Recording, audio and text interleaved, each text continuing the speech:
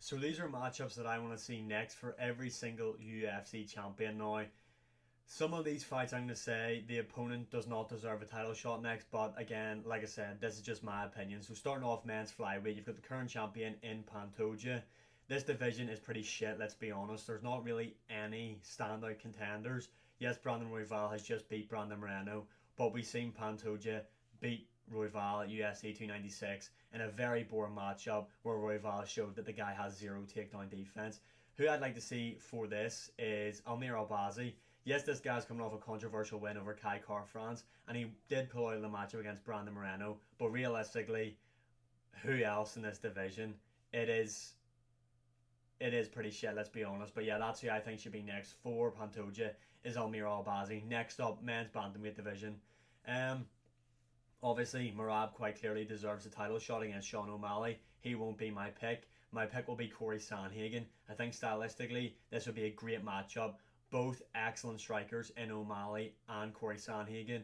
And the new feather added to Corey Sandhagen's hat is the grappling. How would that work in this matchup? Would he choose to out wrestle Sean O'Malley? Would he be able to out wrestle Sean O'Malley? How would Sean O'Malley's striking change, knowing that Corey Sandhagen could go for a very wrestling heavy approach? Who knows? But that would be a great matchup.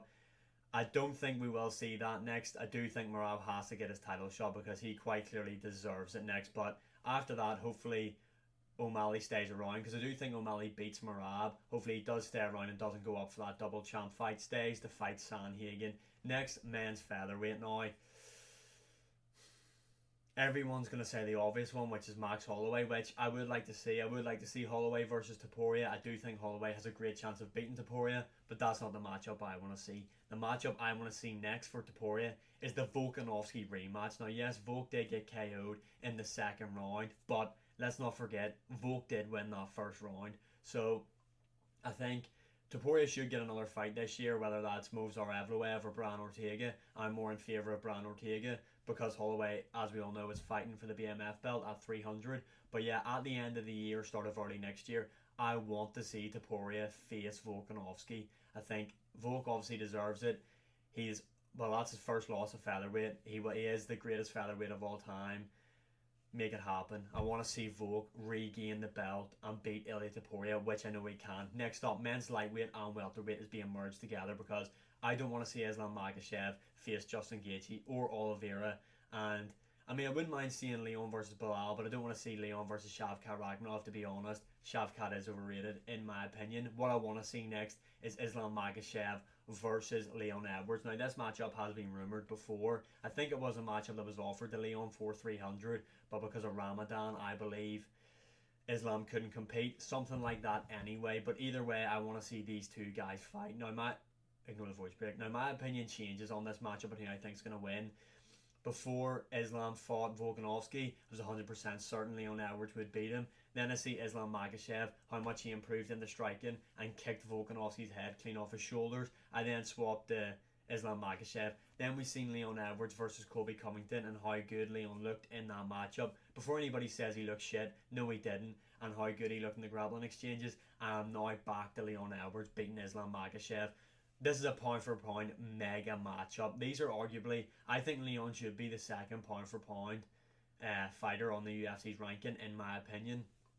In terms of who I think would win this now, though, I do think Leon Edwards would beat Islam Makhachev. I think Leon would be able to stuff a lot of Islam Makhachev's takedowns. I think Leon has great takedown defense, especially against the cage and even in the middle of the octagon. And I think on the feet, Leon is just so precise. And the amount of tools he has, I feel like he would really cause Islam problems, especially that knee up the middle and the elbows off the break. Not to mention his leg kicks are deadly. So that is the matchup I want to see for lightweight and middleweight. Next up, we'll move up to the men's middleweight division, which I'm not going to spend too much time talking on because everybody knows what the fight is.